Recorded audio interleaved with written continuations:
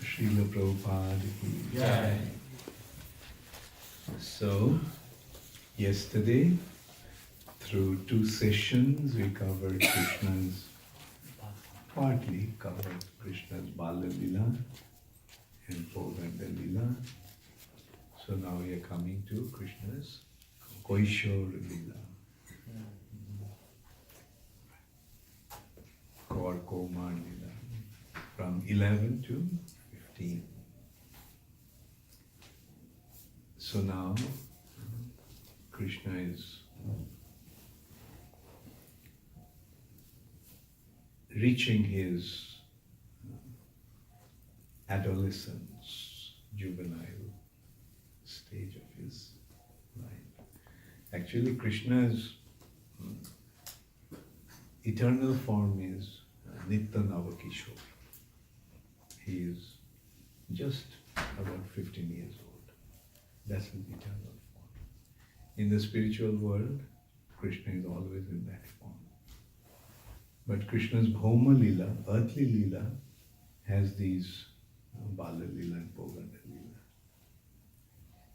Because here Krishna takes birth apparently.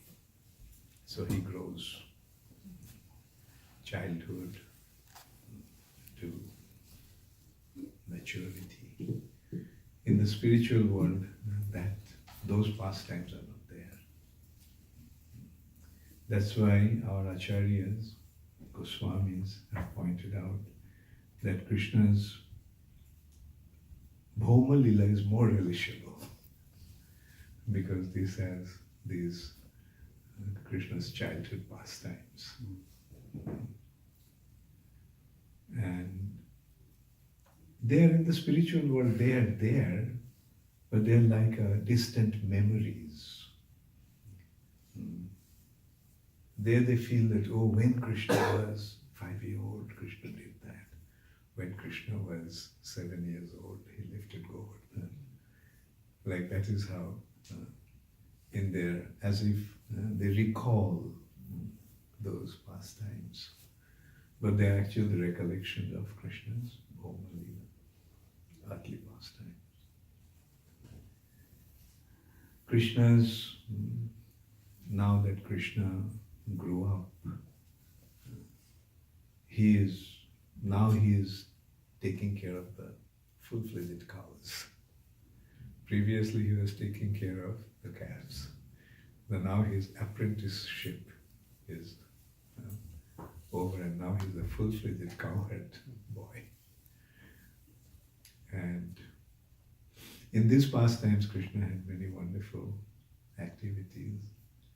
Like during the day, he takes care of the cows. In the morning, with the other cowherd boys, he goes to the pasturing ground with the cows. And he plays with his friends. And from time to time, the demons come. Krishna kills those demons. In this way, his pastimes go on. And there are some wonderful pastimes. Once they were playing with the cows around them, and all of a sudden there was a forest fire. And this was a strange forest fire. Generally, the forest fire starts from one side and it spreads, it moves. But this forest fire came from all 8 directions. Like all of a sudden everyone found that they were all trapped in between this blazing fire. And naturally, whenever they're in distress, what do? That is what Krishna actually is reminding us. When you're in difficulty, what should you do? Remember Krishna. Take shelter of Krishna. The difficulties are actually an opportunity to take shelter of Krishna. When you're in the material platform, Jai Shri Shri Radha Giridhari, Jai Shri Gauri Ki Jai, Jai Shri Shri Sitaram Lakshman, Yeah. Shri Prabhupada. Yeah. So in the material nature, we cannot, or in our materialistic way of life, we tend to deal with every situation ourselves. And when you succeed, we feel accomplished. And when you fail, then we get overwhelmed. When the difficulties are there, that we cannot possibly deal with ourselves, then we become completely overwhelmed, distressed, bewildered, full of anxiety. But as a devotee, what should we do in a situation like that? Depend upon Krishna. So that's why the difficulties are actually an opportunity to surrender to Krishna. Therefore, devotee doesn't become overwhelmed with difficulties. They rather take it as an opportunity to surrender to Krishna. Difficulties will always be there. But we should take that as an opportunity to surrender to Krishna. And that's what we find from the residents of Vrindavan. What could one possibly do when one is in a situation like that? Right in the middle of the forest, all of a sudden they're surrounded by fire. No way to escape. Or when there is a terrible demon that they felt that they can't deal with the demon. Krishna, Krishna, Rakshama. That is, as a devotee, we learn to depend upon Krishna. So what did the cowherd boys do? Krishna, Krishna, please save us. Krishna, what should we do in a situation like this? Krishna, where should we go? What should we do? In this acute anxiety, then what did Krishna do? Well, close your eyes. Close your eyes. And as they close their eyes, Krishna is swallowed the fire. Can Krishna do that? Yes. For Krishna, what is not possible? So that is Krishna. Everything is possible for him. No matter how difficult the situation may appear to be. Sometimes you get completely overwhelmed. Don't know what to do. The difference is that the cowherd boys had Krishna right in front of them, while we actually don't see Krishna right in front of our eyes. But we have to develop that faith that Krishna is there. Antar Bahir Avasthitam. Krishna is situated both inside as the super soul and outside. That's a devotee. He has full faith, he has implicit faith that Krishna is there. You remember when Hiranyakashipu asked Prahlad, where is your Hari? He's everywhere. He's everywhere. Not just he's giving a statement that he heard from somebody. He had full conviction. Is he there in this pillar? Yes, he's in this pillar. That's the faith. Yes, he is there.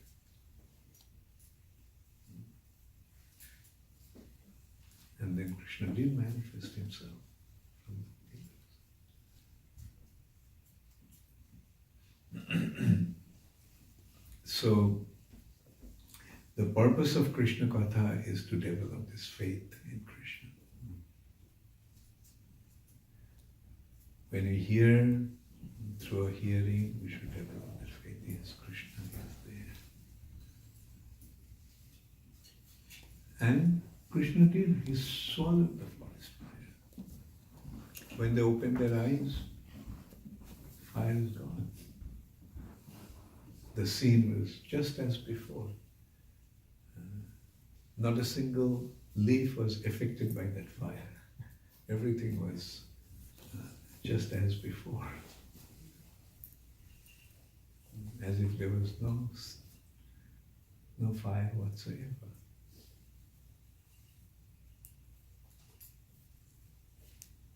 Then they were feeling very hungry. Krishna, we are feeling quite hungry. What to do? We had the breakfast, that was a long time ago, now it's afternoon.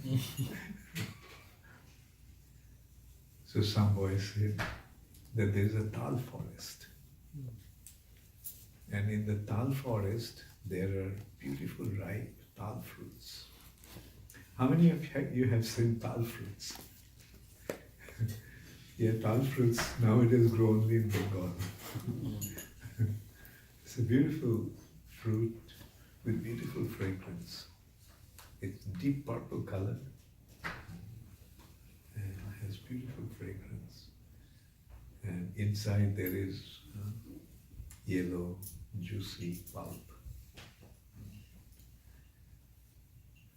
So some other boys say, no, don't go there. There's a demon, Dhenukasura. So Dhenukasura is protecting that tal forest. And whoever goes there, he kills them. But Dhenukasura, who gives a damn about Dhenukasura? Krishna is with us. Why should we worry about any such character? Let's go. And the tal forest was filled with tal trees, and all those tal trees were full of fragrant tal fruits. They're big, about this big, each fruit. And the ripened fruit just would fall from the tree and rot on the ground. Nobody would ever use them. This Dhenukasura would not allow anyone to collect them. So Balaram went and started to shake the tree. The mic? Sound is okay now? Okay. So, actually tal fruits the trunks are huge, about this, and it falls in the palm category. Just one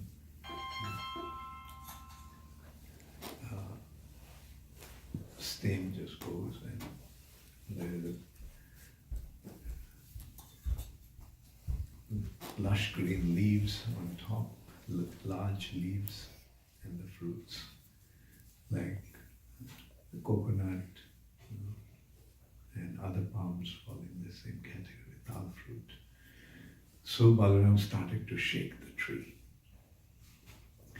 It's not possible otherwise to shake the tree like that.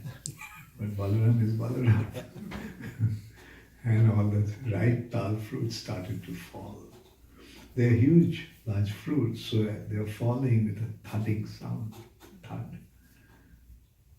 And Dhenukasura, he was having his afternoon nap. He woke up with the sound of tal fruits falling. And he just wondered who that is. Whoever dared to come into my forest. Angry, he just came out and he saw all these cowherd boys and Balaram shaking the trees, and these ripe fruits are falling, and the cowherd boys are relishing those fruits. So his anger now became ablazed. So he just ran to kill this person, this boy. And Dhenukasura is actually, Dhenuka means a donkey. And so they generally hit with the hind legs. So he tried to kick Balaram. Balaram just grabbed him by his feet and threw him.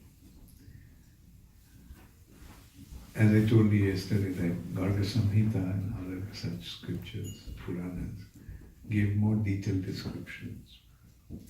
And he kind of landed about a few miles away, unconscious. But then he got up and came again. And a fight ensued between him and Balaram for a long time. And then finally, Balaram picked him up with his hind legs, started to swing him overhead, and then threw him. And Tal forest was with dense tal trees. So as the tal fruit, his body fell, like all the forest actually got smashed. Like a pack of cards when they're stacked up, one card falls and the rest of it falls. So that's kind of happened. Like all the tal trees just fell. And so this is how this is how Balaram took care of Dhenukasura. About Dhenukasura, there is one detailed description. Who is this Dhenukasura? Bhaktivinoda Thakur is giving that understanding. Dhenukasura is, you see, all the demons, although they are in reality, but those demons are there in us also. Ass demon. What the donkeys are famous for? Foolishness. Right. Donkeys are famous for their stupidity. And don't we say that you're as stupid as an ass? So, we have this tendency, and what is the tendency, that stupid tendency in us? Work hard. Yes, work hard to collect tal fruits. And not let the fruits of our activities offer to Krishna. We don't want it to be used in any way. We are so miserly. When it comes to our own karma, we want to keep it for ourselves. So that is the stupidity in us. Another characteristic of an ass is, the ass is so stupid that it thinks that although there is grass everywhere, all it needs is some grass. And grass is in abundance everywhere. But because ass is an ass, it thinks that unless he carries the big burden of his master, he won't get the grass and he'll starve to death.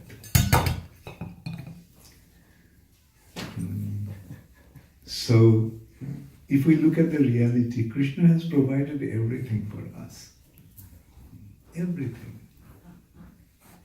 But what is our tendency? Oh, if I don't go and get a job, I'll starve to death. My whole family will starve to death.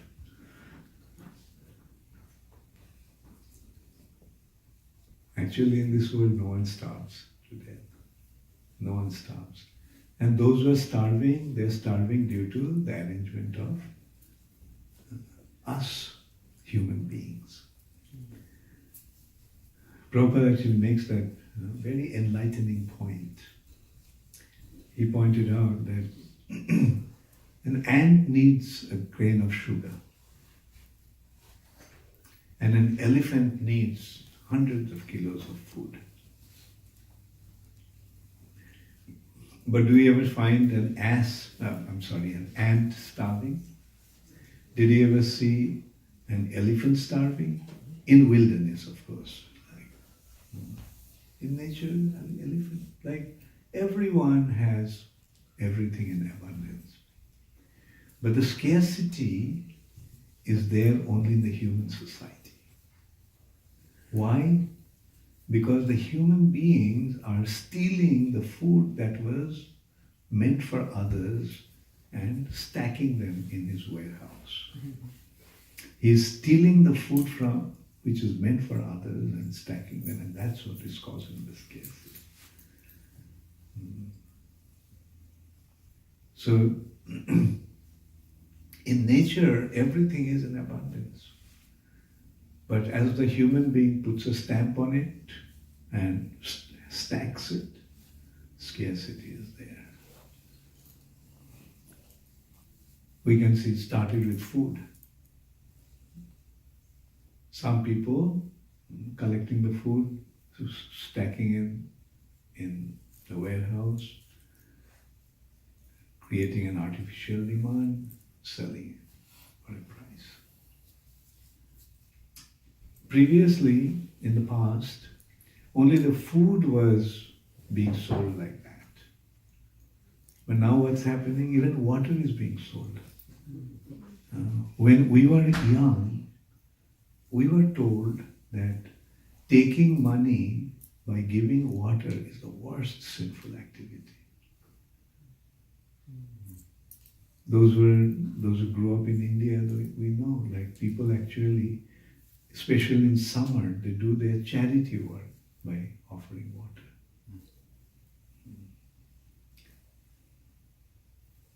And there was never any consideration of selling water. But now it has become a common thing. So much so that people think that tap water is undrinkable. You have to have bottled water. They don't realize that those tap waters are being put into the bottle. So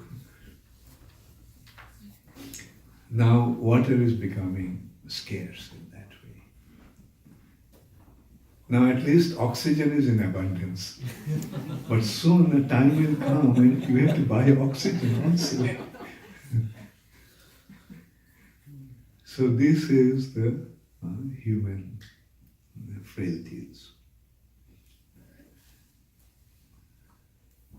So anyway, there's a time of those. There's the age of the cheaters and the cheated. Everyone is cheating us and we are being cheated. So anyway, this is our Dhenukasura in us. The tendency to consider that unless we work hard, we won't be able to survive. Unless we work hard for somebody and get some money at the end of the month, we'll starve to death. And some people are taking advantage of that mentality. Anyway, let's not get into that. But the point here is that Dhenuka Sura is this tendency of stupidity where we are actually thinking that our activities should be preserved for our own benefit. Don't want to share it with anyone, especially don't want to offer it to Krishna. But then comes Balaram. Who is Balaram? Balaram is the original spiritual master. And Balaram kills this demon. This Dhenukasura demon in us is actually killed by a bona fide spiritual master. Bona fide spiritual master tells us that why collect your own karma? Offer it to Krishna, offer everything to Krishna. Because they're meant to be offered to Krishna. Doesn't that the spiritual master say? And depend upon Krishna. He will take care of you. Krishna is taking care of everyone. Krishna is taking care of the all the living entities in this world. We can see how Krishna actually is taking care of us in all respects. A very noticeable thing that we can consider is a child is born. The child is born and immediately the child's food, the milk, appears in the mother's breast. It was not there before, just with the childbirth it comes. Who made this arrangement? Then our food. One of our main staple food is grains, rice, wheat. A seed falls on the ground, a plant comes out. And then it becomes filled with harvest. The grains.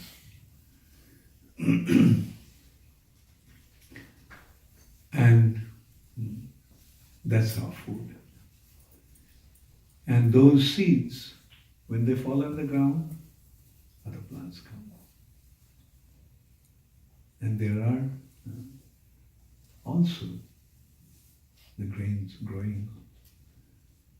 A seed of an apple falls on the ground. Gradually it grows into a seedling, grows into a tree. In the tree there are fruits, and in these fruits there are seeds. Those seeds fall on the ground, another tree comes up. In those trees there are apples. In those apples there are seeds. In those seeds there are trees. In those trees there are fruits. What an amazing arrangement. Can anybody ever make such arrangement? The so-called scientists are claiming that they'll create life. Our challenge is, you don't have to create life. Just create a seed of an apple.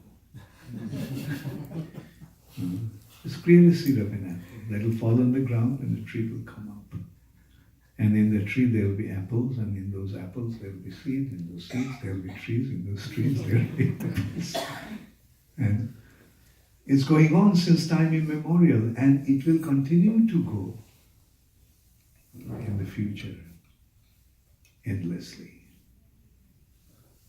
So this is Krishna's arrangement. But we are so, let me use that, I'm hesitating to use that word, we are so stupid that we don't consider that.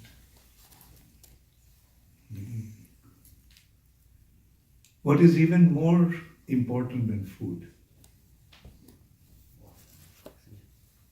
What is more important? Oxygen. Okay, very good.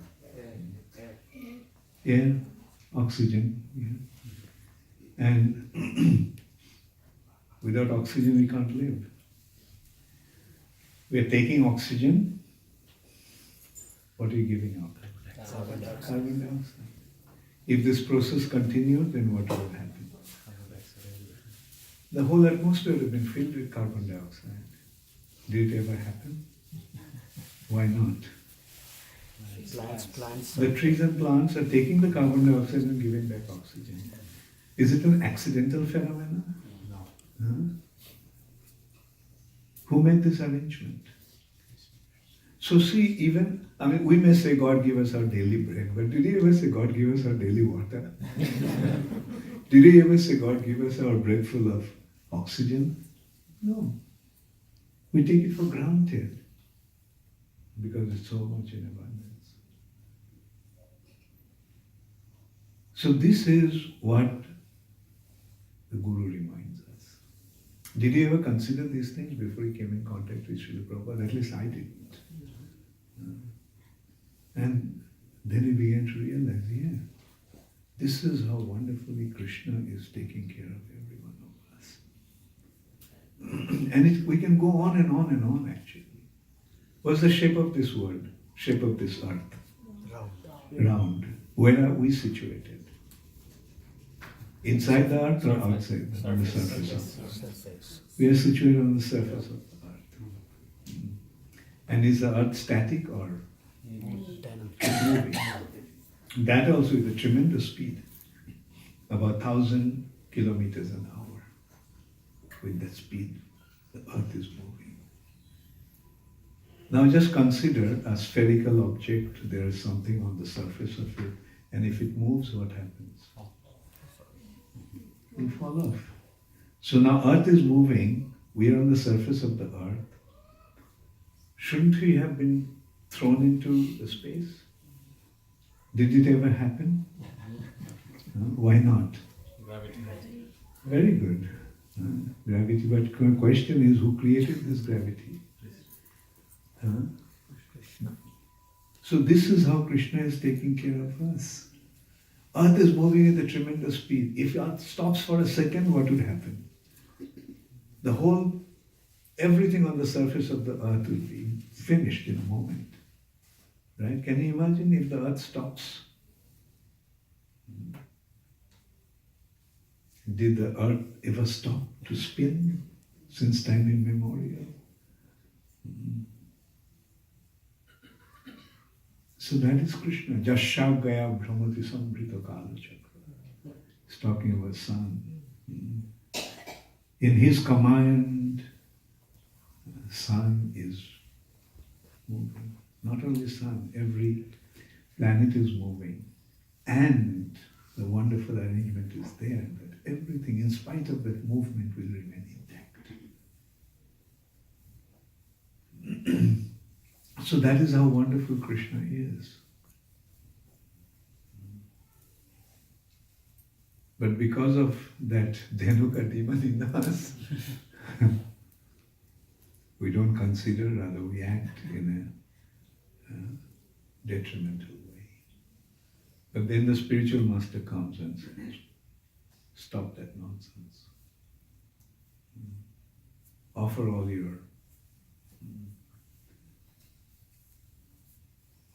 that you possess to Krishna. Because that is the perfection of our existence. Anyway, so Dhenukasura is killed by Balaram. That leads us to another thing. The cowherd boys are hungry. Often the cowherd boys become hungry. If you are roaming around with the cows, tending the cows and playing, you do get hungry. So another occasion they became hungry. And so they told Krishna, we are so hungry. Krishna said, see, these brahmanas there nearby, they're performing some sacrifice. And they have made elaborate arrangements, all kinds of delicious food. So you can ask them. So the cowherd boys went and told them, the brahmanas who were arranging for the sacrifice, that Krishna and Balaram are nearby.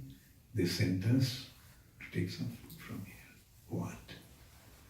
We are preparing the sacrifice.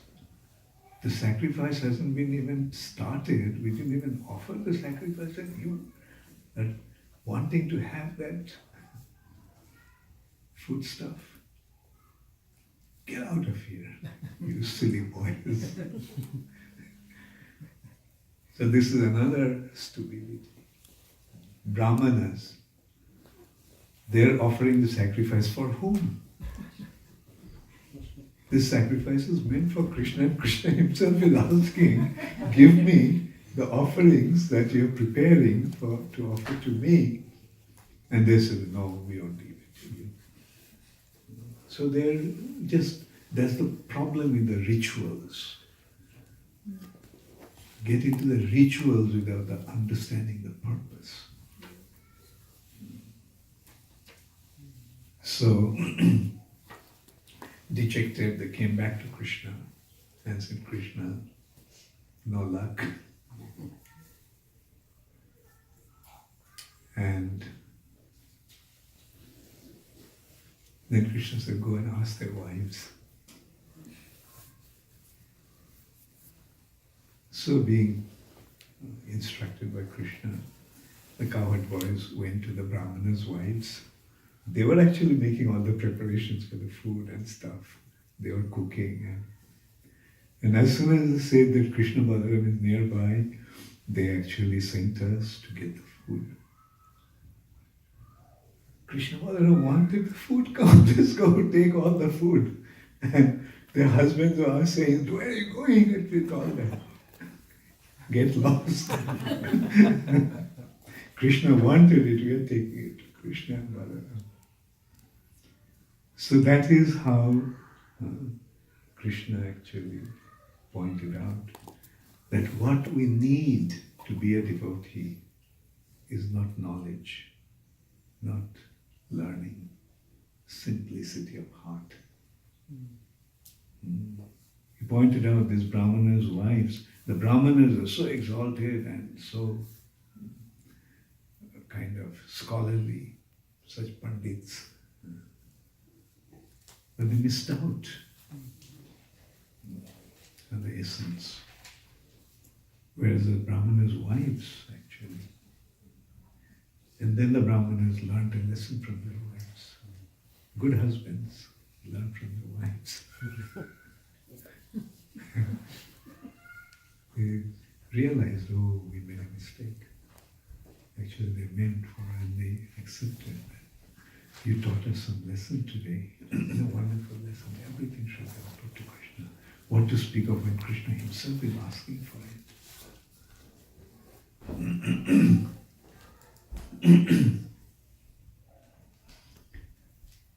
So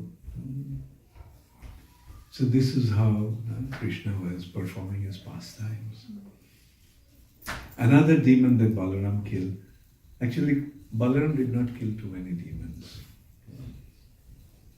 Like the second one is Pralambasura.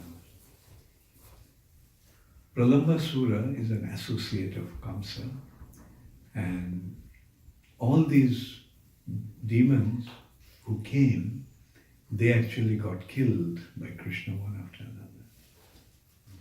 So he thought that I want to reveal my identity and challenge Krishna. Because somehow they're so powerful that they're killing everybody. So Pralambasura thought that what I'll do is, somehow or other, I'll steal Balaram and then take him away from them, away from Krishna. And then I'll kill him. And when Balaram is killed, Krishna will die. So he thought of an indirect way of killing Krishna. Smart demon actually. So he went there disguised as a cowherd boy. And there were two groups in a wrestling bout. And the condition is that the winner, the loser has to carry the winner on his back. So Pralambasura chose to fight against Balaram. And in that fight, he lost. So now he'll have to carry the winner. So he just took Balaram on his back. And everybody thought, well, that's a part of the game, so we are playing. And he just started to run with Balaram on his back. And while running, he gradually assumed his gigantic demoniac form. For a moment, Balaram was bewildered. So Krishna shouted, Balaram, that's a demon, kill him. So Balaram just struck him on his head with his hands. his head split. I already have one. So, so this is how Balaram killed Pralambasura. Now, you remember for 1 year, Krishna became the cowherd boys? So that year, Krishna told Nanda Maharaj, it's a very good time for all the unmarried girls to get married. So Nanda Maharaj just accepted whatever Krishna told him. And whatever Nanda Maharaj decided, everybody accepted that. Okay, fine. Krishna said this is a good time for everyone to get married. So, who did they get married to? All the cowherd girls. Krishna. So was there anything wrong when Krishna danced with them? Anyway, prior to that, something else happened. In India or in the Vedic culture, there is a custom that if somebody wants to have a very good husband, she worships Katyayani Devi. So they all worshipped Katyayani Devi, observing a month-long vrata called Katyayani Vrata. So they performed this. And what did all the girls want? Krishna's husband. They all want secretly. They didn't share this mystery or secret with anyone else, but everyone wanted Krishna to be their husband.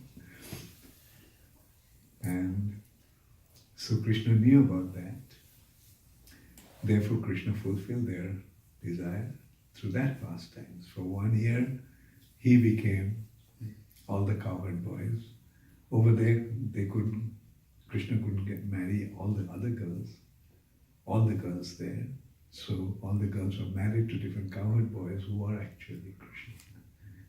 Ultimately, everyone is Krishna's expansion. But this is a very special expansion. And Radharani also got married. And Radharani got married to Abhimanyu. And who is Abhimanyu once again? Abhimanyu is Krishna's shadow. So who did Radharani get married to? So ultimately, they all got married to Krishna. Why Krishna played these pastimes? In Dwarka pastime, Krishna got married to 16,108 queens. Why didn't Krishna do that here in Vrindavan? Because the loving affairs are of two kinds. Conjugal love, there are two kinds. One is Swakya and the other is Parakya. Swakya means following the social convention, social norm. That is, when a man and woman are united with a social approval as husband and wife, then that is Swakya. But Parakya is when there is no such formality observed. It is just love. Out of love, they become attracted to each other. And the love is so deep that there is no consideration of what other will think about it. No social consideration, no consideration for social norm. And why in this? Because that kind of love, well, I'm a sannyasi, I don't know about that. All I'm saying is from the scriptures. So, scripture says that that kind of love is even more deep and even more exciting.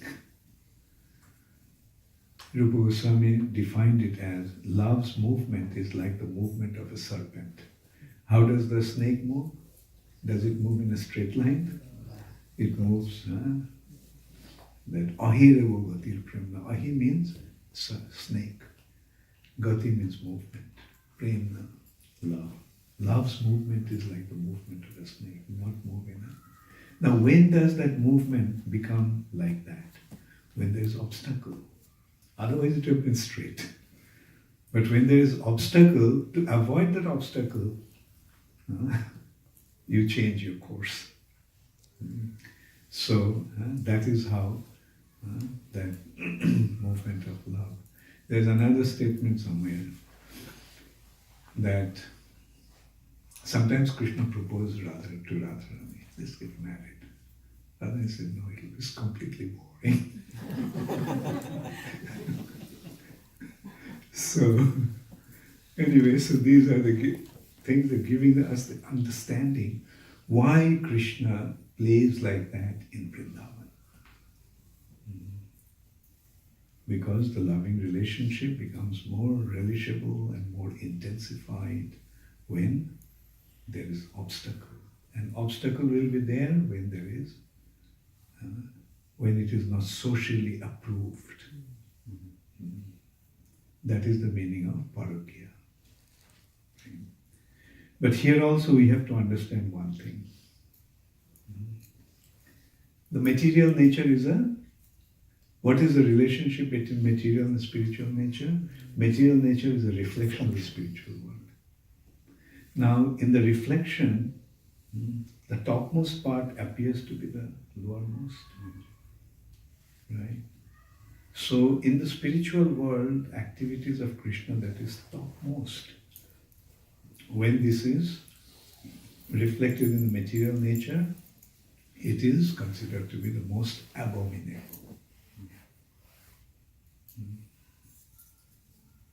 So that's why these activities of Krishna should never be imitated.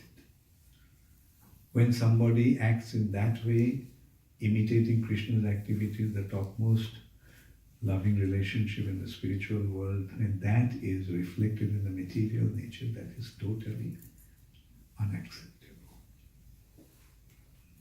That's why it should never be imitated. And that's why Krishna's pastimes of Vrindavan kept as a secret.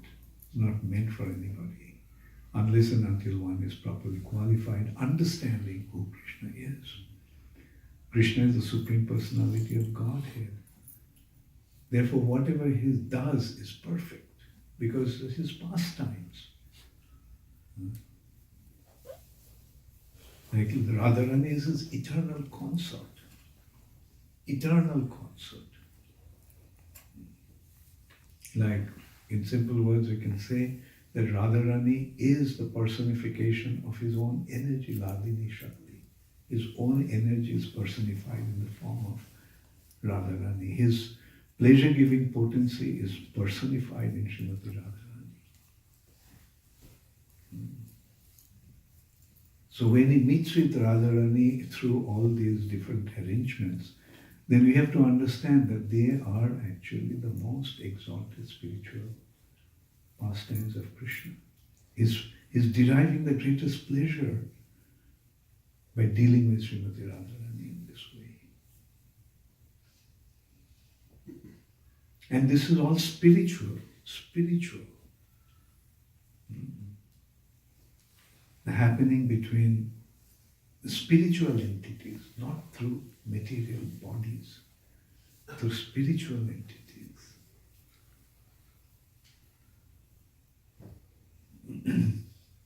Anyway, so that's why, anyway, to make that point, Radharani's position, there's a very beautiful anecdote again in a Puran.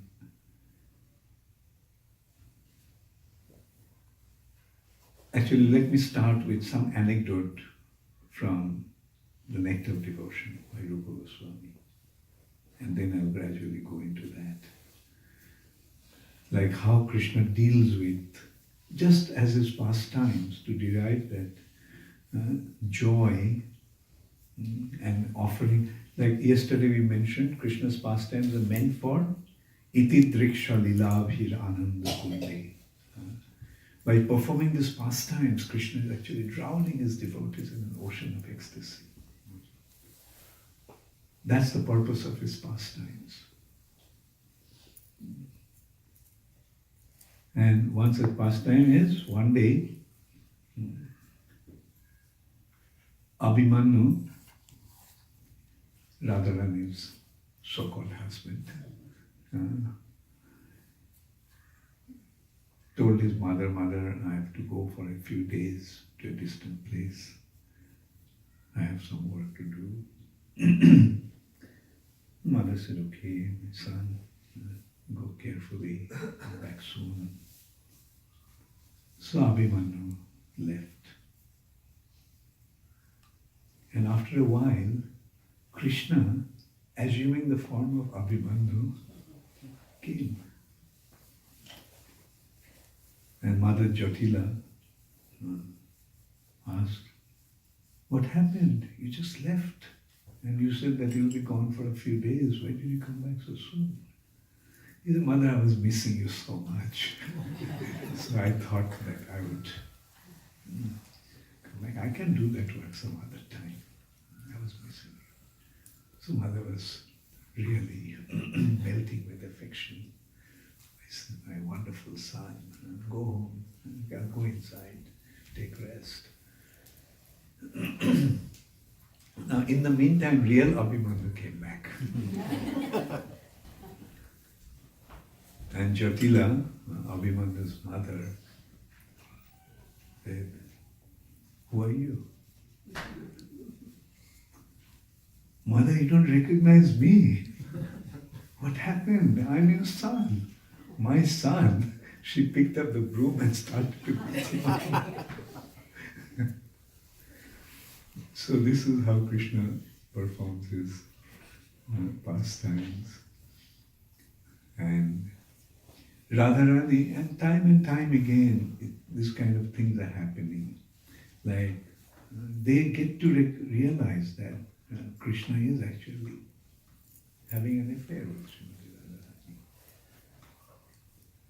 And although they suspect that, although they almost became quite convinced that it is happening, but they can't catch them red-handed. So many things happened.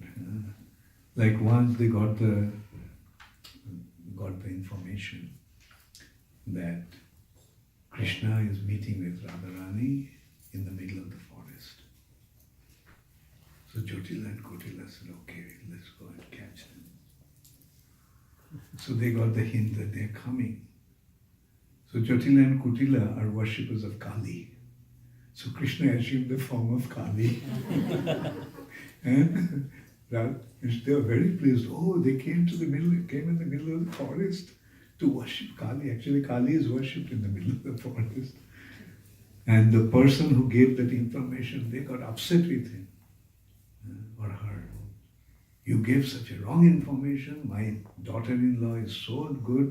She is a Kali worshipper." Like that, things would happen. But Krishna would save the situation. But so they were convinced that something is happening between Radha and Krishna, but they can't catch. Like Jyotila is the mother-in-law and Kutila is the sister-in-law. So married women naturally have a very special relationship with the mother-in-law and sister-in-law. So, at least in those days, or in early days in India. So, especially when they get to know that the Bahu is having an affair with somebody else. So they were very upset and they were always looking for some opportunity to catch them red-handed. Like they're convinced, they even talk about it, tell people, but like there's no proof. So one day, Kutila heard that in Radharani's room, she is talking with Krishna. So she just came close to the door and she made sure, yes, Krishna is there. And she thought, today I'll catch him red-handed. But as soon as she opened the door, Krishna just jumped out of the window and ran out. She was feeling so bad. Almost caught him, but missed this opportunity again. But then she noticed that in a hurry, Krishna forgot his flute. The flute is now lying on the bed. So she took the flute and took Radharani by the other hand and dragged her to the courtyard, called everybody and started to eloquently describe what actually she found. And Radharani with a bent head, shedding tears.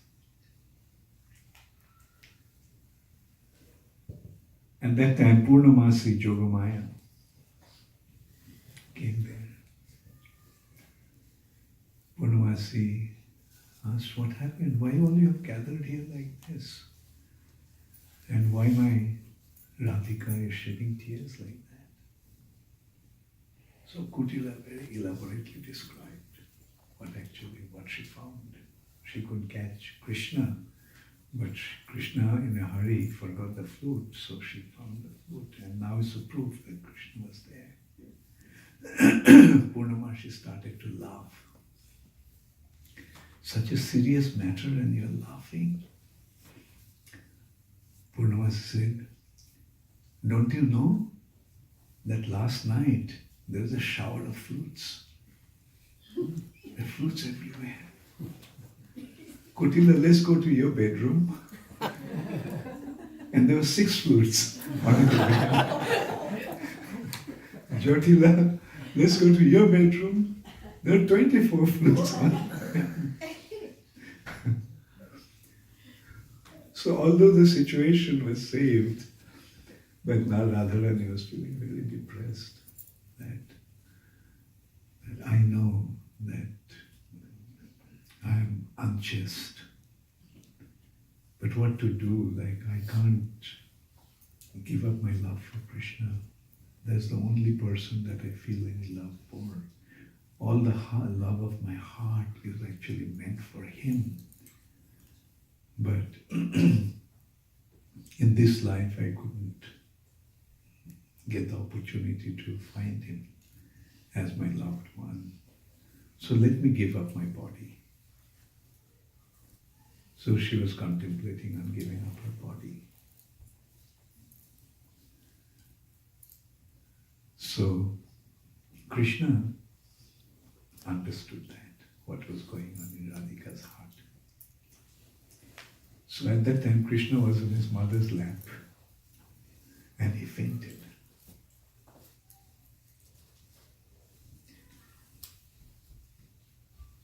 Mother Jashoda, all of a sudden, Krishna fainted. She just screamed, look what happened to my baby, what happened to my child. Nanda Maharaj came running and literally his serious condition seemed that he fainted and couldn't make out whether there is still life in his body. Mother Joshua said, please go and find a doctor. So Nanda Maharaj came out of the house and then he found that a Vaid, a Ayurvedic doctor was coming.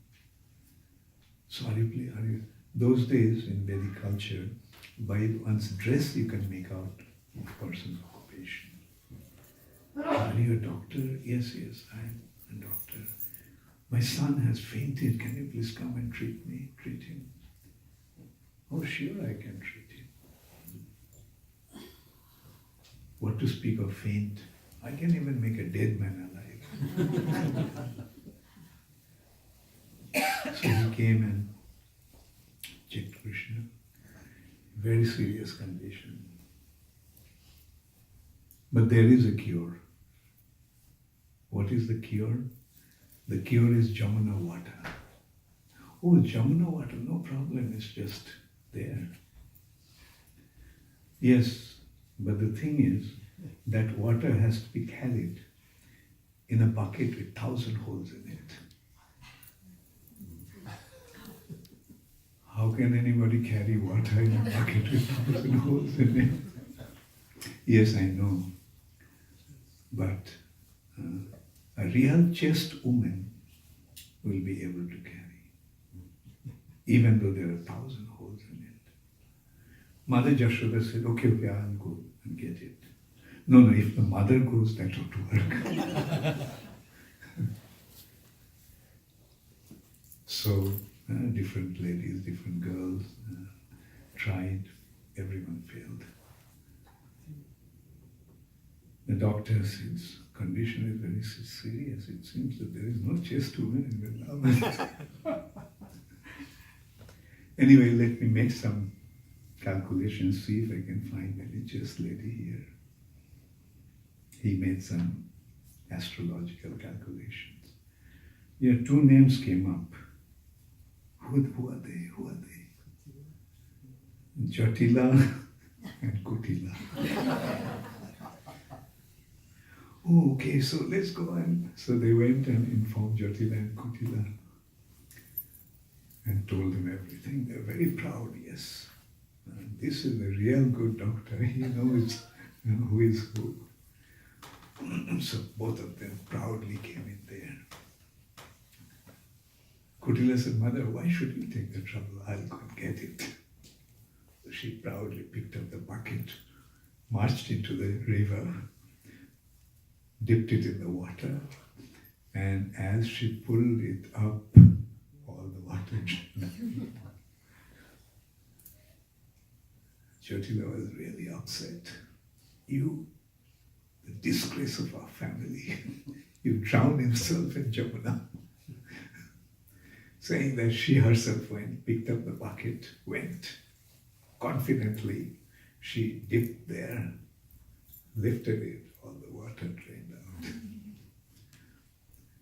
The doctor said, very serious situation, what do we do now?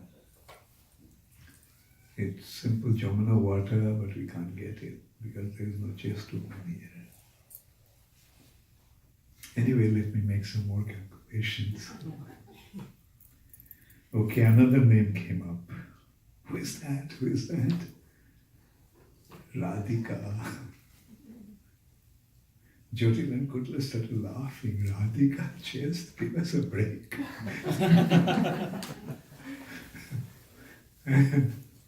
So,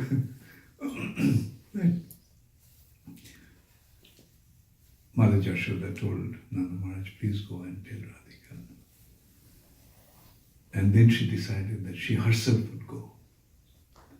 So Mother Jashoda went and told her everything. And Radharani was extremely heavy-hearted. He just said, please, already my reputation is dragged in the mud. And this, please, not publicly, just don't humiliate me. Mother Jashoda said, look, this is Krishna's matter of Krishna's life. You are the only hope. Please come. Then Radharani came and with her head bending down, with faltering feet, she stepped into Jamuna, slowly lowered the bucket, and as she pulled out, not a single drop. So that water was brought to the doctor, Kaviraj, and he just took some water, chanted some mantra, and sprinkled it over Krishna's body. Krishna came back out of his unconsciousness. So in this way, through these pastimes, what has been established, that Srimati Radharani is most chaste of all women. So ultimate consideration of chastity is to be loyal to Krishna, to be faithful to Krishna, to be offered, to be surrendered to Krishna. So that is the ultimate consideration for all living entities. And whoever does that is the most exalted personality.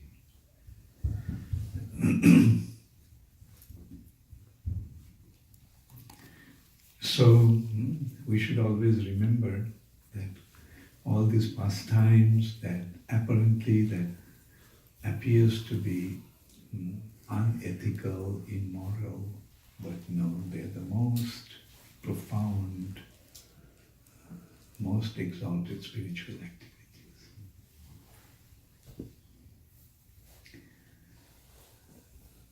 Okay, so I thought that I'll give some time for question answers since this last session. Yes. I want to thank you for the wonderful presentation that you've done over these 2 days. You've made Krishna's pastimes even sweeter, just like Sukadeva Goswami made the Bhagavatam sweeter. Thank you, Maharaj. I do have one doubt, and as Arjuna says to Krishna, but for you, I don't know anybody else is going to resolve with that. So I've been chanting Hare Krishna for a few years. So now when I hear Krishna's pastimes, I get some pleasure. It feels good. But so here's my concern. I've had so many different kinds of material experiences. So sometimes when I hear pastimes, his playing with his friends or his playing with it reminds me of some enjoyable pastime I had. And so that's bad. I don't want to. I could fight my mind to drag it away, but still the feelings I'm having, I'm worried, they're contaminated because I'm relating my own selfish material experiences to what I'm hearing about Krishna. What to do? It's deja vu. Nothing is wrong. Everything in relation to Krishna is perfect. Everything in relation to Krishna is spiritual. Everything in relation to Krishna is all auspicious.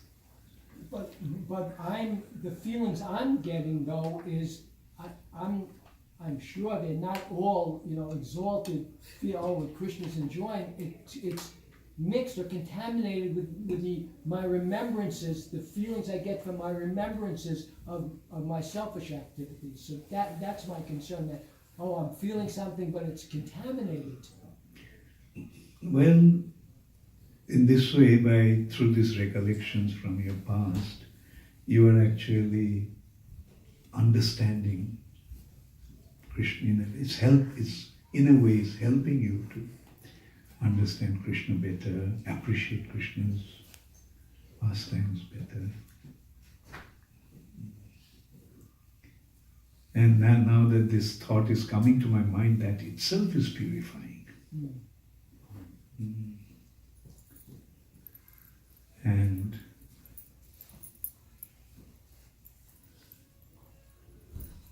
anyway, Jena Tena Prakarena Mana Krishna Niveshayat. Once somebody told me that he was preaching to somebody who was addicted to drinking. And when he was telling that person was actually telling him that how he actually sees Krishna, he wants to see Krishna through his drinks, because that's what he's really fond of. And that devotee actually told him, that's fine. That after all, Krishna is the taste of water. So he can be the taste of water, he can also be the taste of wine. And eventually that person became a devotee. So, in whichever way we can, we can relate to Krishna, it is beneficial for us. Like just consider, like Kamsa, Jarasandha, Shishupal, Hiranyakashipu, Hiranyaksha. They're thinking of Krishna as an enemy, with an intention to kill him. Still they're getting the benefit. Putana went to kill Krishna to kill him. Krishna gave her the position of the mother. So that is how wonderful Krishna is.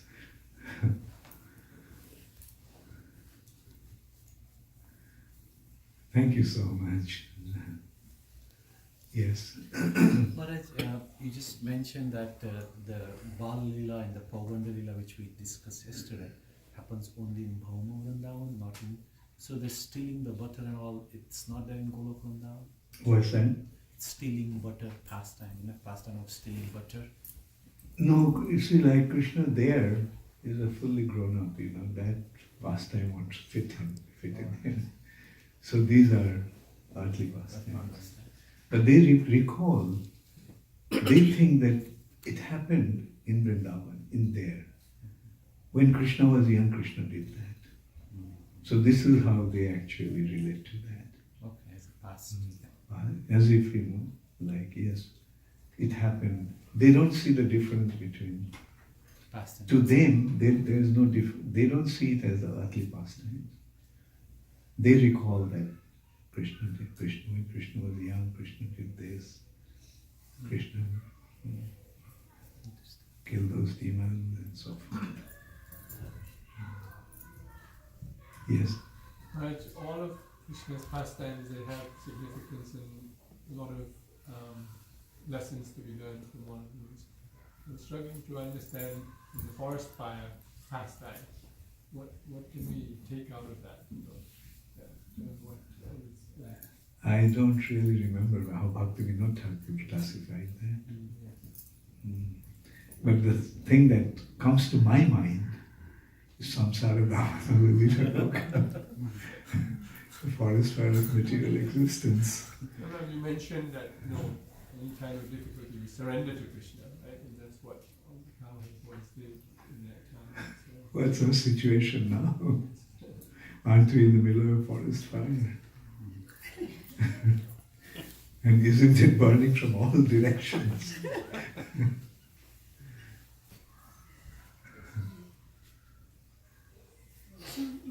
Yeah, I'll take his question and then I'll take. Yes. Very nice class, Maharaj. Thank you so much. Maharaj, you are mentioning about the earthly planet is the reflection of the spiritual thing.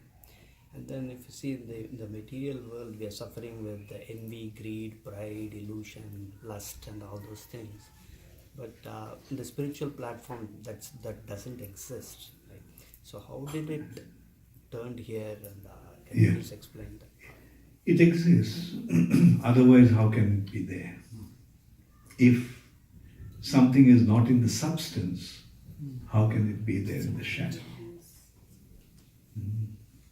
So they're there. There is envy. Yeah. Like the gopis fight among themselves. They even curse each other. And that's all pastimes.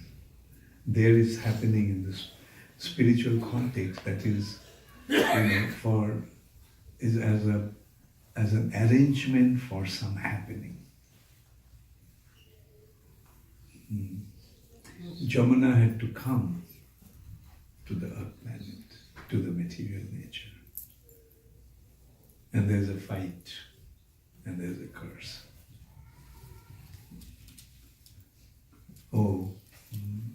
Anyway, so everything that is here must be there.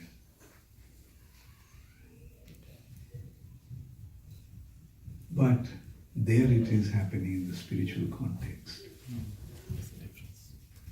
The difference between material and spiritual is, material nature is the nature where we are the center.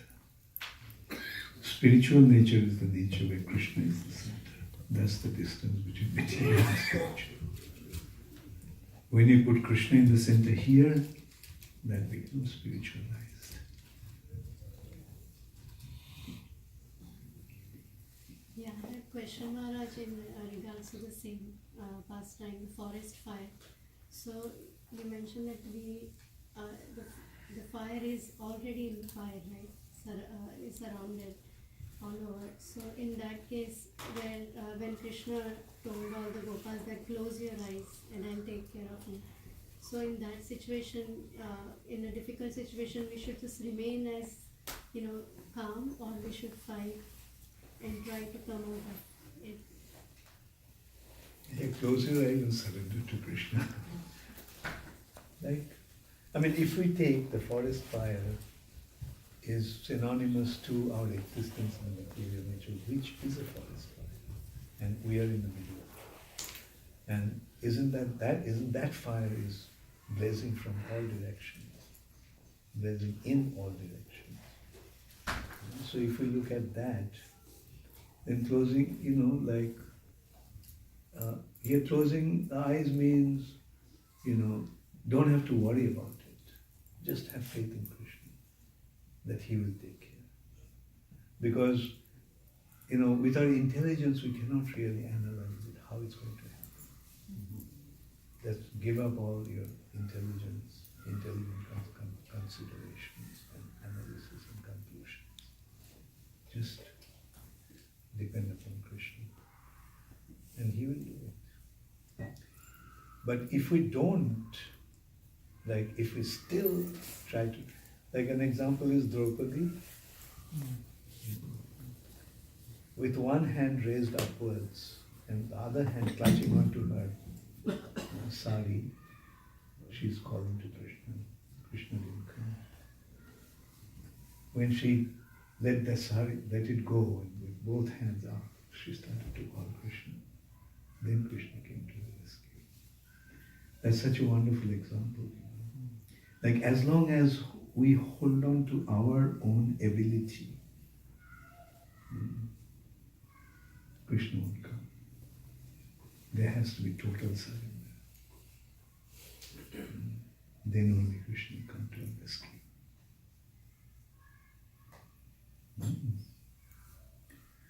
Yes? Maharajji, in scriptures it is mentioned that the original goal of Vrindavan is called Aprakritya. It is there since time immemorial, and the one which Krishna manifested. Aprakrita doesn't mean time immemorial. Yeah, meaning is there in since that time. Prakrita, the Prakriti word. means manifested here. No, Prakrita means natural. Yeah, natural, yeah. So, And aprakrita means, unnatural.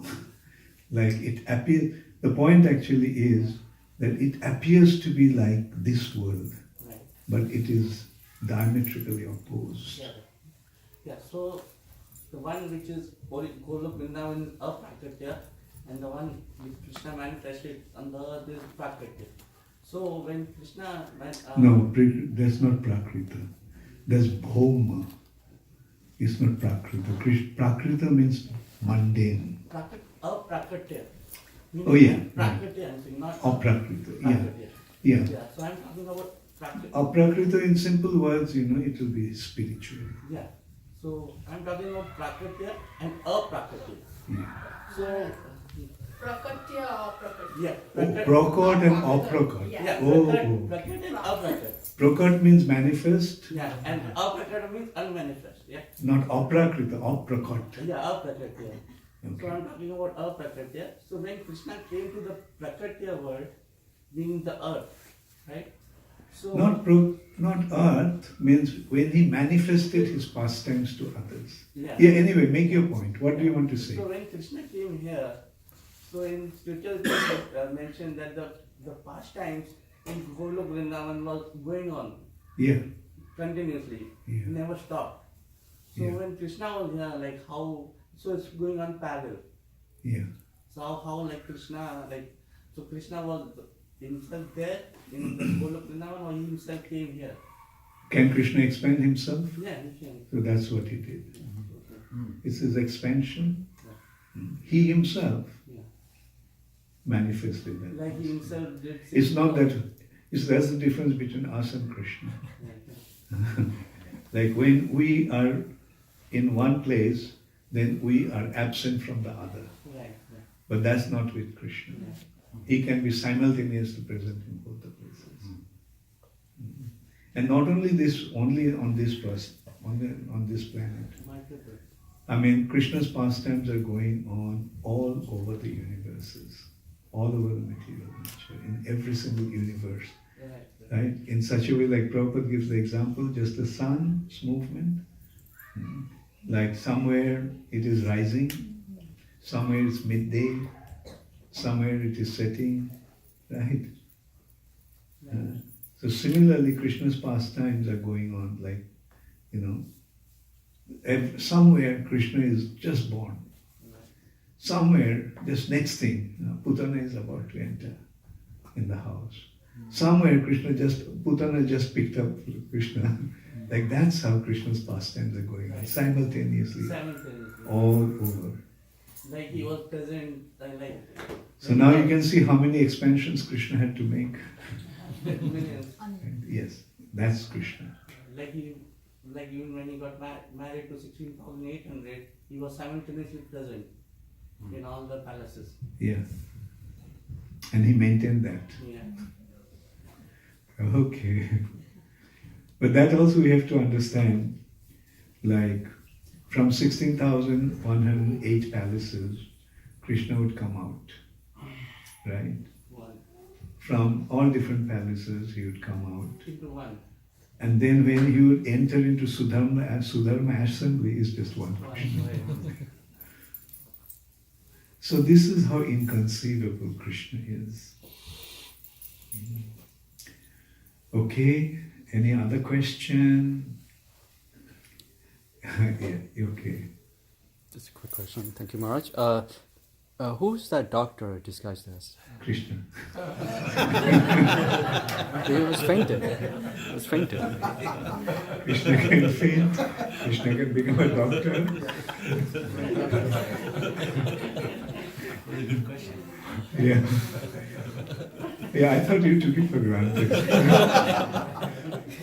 I understood without even stating it. It's available on call.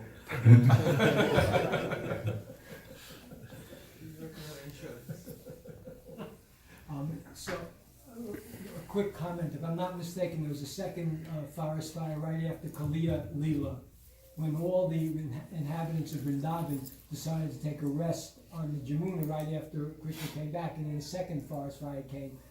So the same, they had this. And here's my question. My understanding is when Bhakti Vinod describes the demoniac elements that are within us, represent that these demons represent, he makes the point that to relieve yourself of the demoniac elements of the demons that Krishna killed, you pray to Krishna. But for the demons that Balaram killed, you have to make your own effort. So No, the demons that Balaram killed, you take shelter of the spiritual master. There is a spiritual master who actually killed those demons. We are totally useless on our own. Thank you so much. Thanks for gracing this. Do you all know? No, I mean I'm asking. Do you all know Murli Badat Prabhu? How many of you know? He is my god brother and very wonderful devotee and a very good friend of mine. could you introduce me to that person? I'd like to know him too.